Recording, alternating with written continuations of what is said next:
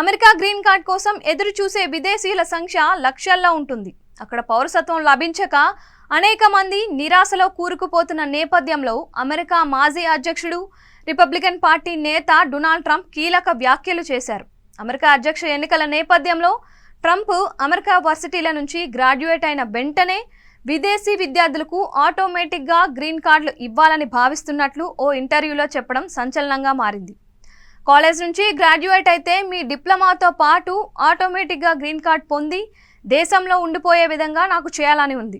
Junior కాలేజీలకు కూడా ఇది వర్తిస్తోంది అని 2024 అమెరికా అధ్యక్ష ఎన్నికల్లో గెలిస్తే దీనిపై మొదటి రోజే నిర్ణయం తీసుకుంటానని ట్రంప్ చెప్పడం విశేషం. అమెరికా ఫస్ట్ నినాదంతో గతంలో వలసవాదులకు వ్యతిరేకంగా ప్రచారాలు చేసిన ట్రంప్ ప్రస్తుతం యూటర్న్ తీసుకోవడం సర్వత్రా చర్చనీయాంశమైంది. ఇప్పుడు ఇమ్మిగ్రెంట్స్కు సానుకూలంగా మాట్లాడుతూ ఉండడం ప్రాధాన్యతను సంతరించుకుంది.